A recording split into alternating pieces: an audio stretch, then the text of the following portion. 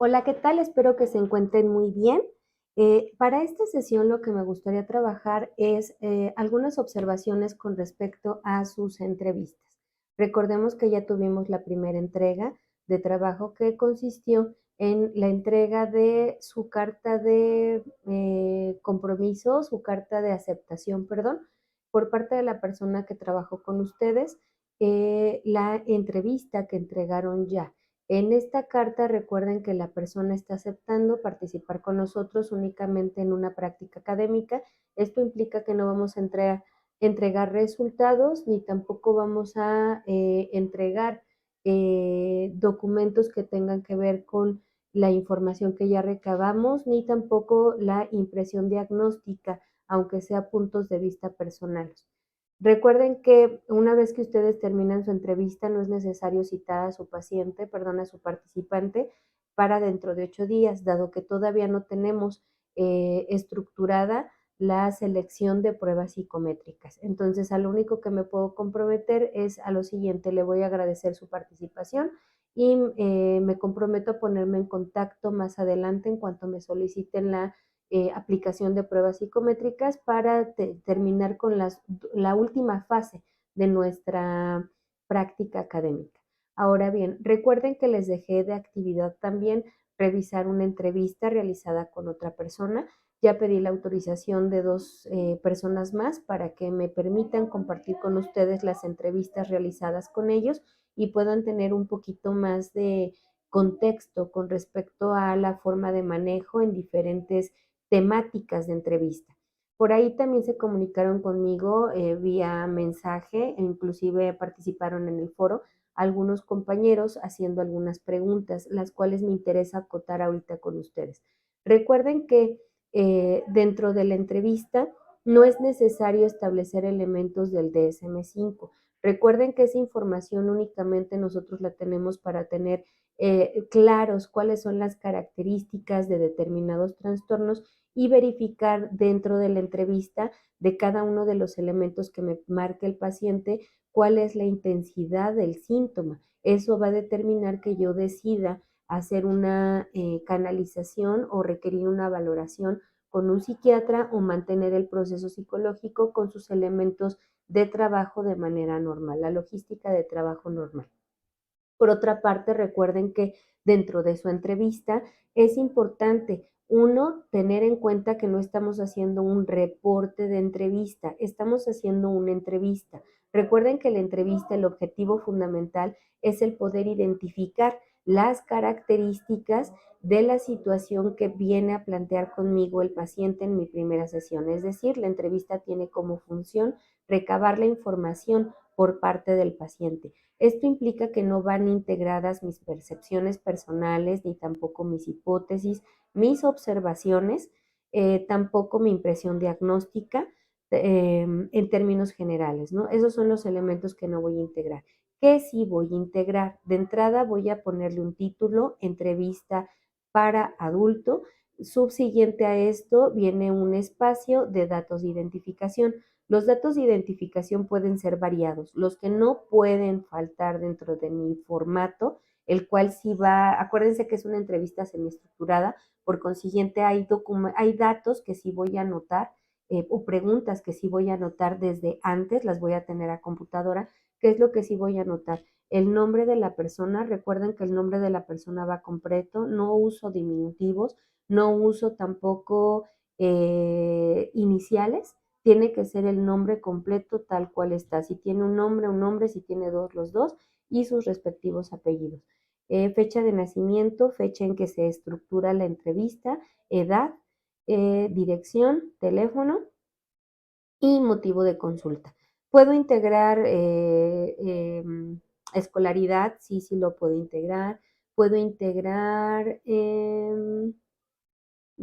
religión, también lo puedo integrar, no hay ningún inconveniente al respecto.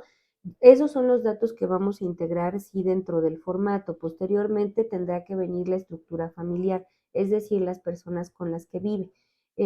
Vamos a requerir integrar un cuadro en donde esté estructurado el parentesco, el nombre de la persona, estado de salud, es decir, si no posee alguna enfermedad crónica degenerativa, por ejemplo, Alzheimer, por ejemplo, diabetes, hipertensión, algo que implique que la persona tenga que estar en supervisión constante o bien alguna enfermedad ya terminal.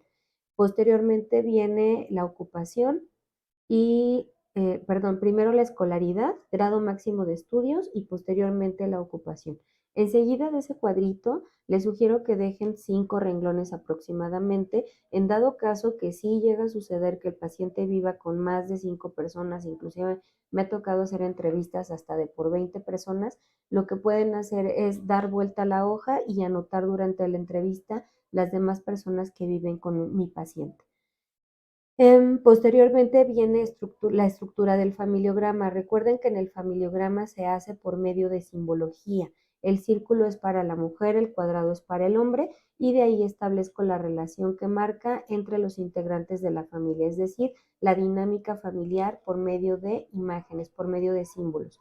Posteriormente vamos a integrar todas las anotaciones que tengo, que haya realizado dentro de la entrevista con lo que me haya proporcionado el paciente de información en relación a su motivo de consulta.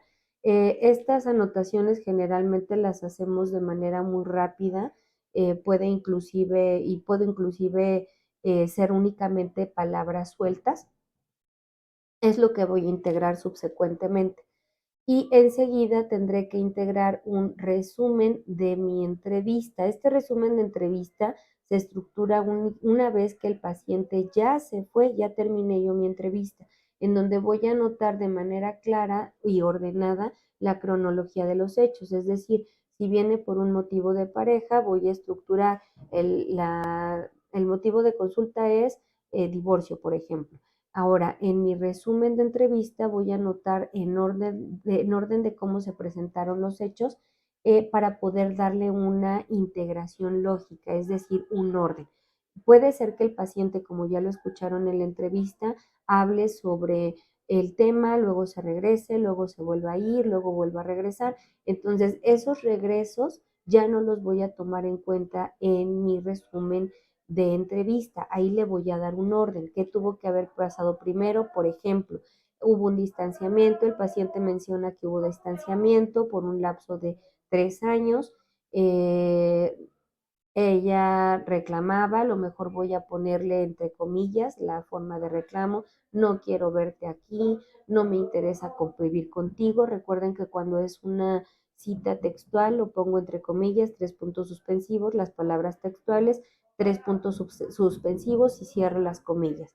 Seguido de ello, de que ya estructuré la orden cronológica de la información, ahora sí va la expectativas con respecto a la terapia, es decir, al término de la terapia, qué es lo que pretende lograr mi paciente y eso tuvo que habérmelo dado dentro de la entrevista y finalmente viene el apartado donde vienen las firmas, es decir, la línea en donde va a ir mi nombre completo, la fecha de aplicación de mi entrevista, estudiante de psicología y mi firma, en la línea del lado derecho donde va a anotar el paciente su nombre completo, la fecha de aplicación y que sería el entrevistado. En lo que respecta al reporte de entrevista, eso va a ser la siguiente sesión. Quiero compartir con ustedes que voy a subir 2 entrevistas más, como les comentaba al inicio de esta cápsula, para que ustedes tengan un poquito más de contexto, vean diferentes temáticas que podemos trabajar desde el enfoque psicológico y una opción de abordaje. Espero que esta cápsula les sirva mucho a ustedes en esta semana. Por favor, requiero que de la entrevista van a hacer un rediseño, van a entregarla en el orden que les acabo de indicar. Recapitulando, para concretar, es el nombre de la entrevista, los datos de identificación, la estructura familiar en el recuadro, el familiograma por medio de los símbolos, motivo de consulta, las hojas que hicieron ustedes de anotaciones durante la entrevista, posteriormente el resumen de entrevista en donde ustedes ya le dan orden a esa información, las expectativas con respecto a lo que pretende lograr el paciente al término del proceso psicológico y las firmas. Esa información la tendrán que ustedes que subir para el próximo viernes de esta semana. Espero haber sido clara con la actividad que tienen que entregar y espero que estas actividades que estamos realizando sean enriquecedoras. A partir de este momento ustedes ya pueden diferenciar la información que tienen que integrar en una entrevista semiestructurada a una entrevista estructurada. Ojo importante, recuerden que los datos de prenatales durante el nacimiento, posteriormente al nacimiento, el desarrollo motor del lenguaje, el desarrollo social, el aprovechamiento académico, únicamente se estructura para las entrevistas que tengan que ver con niños y en caso de adolescentes que son canalizados por rendimiento académico, la parte académica.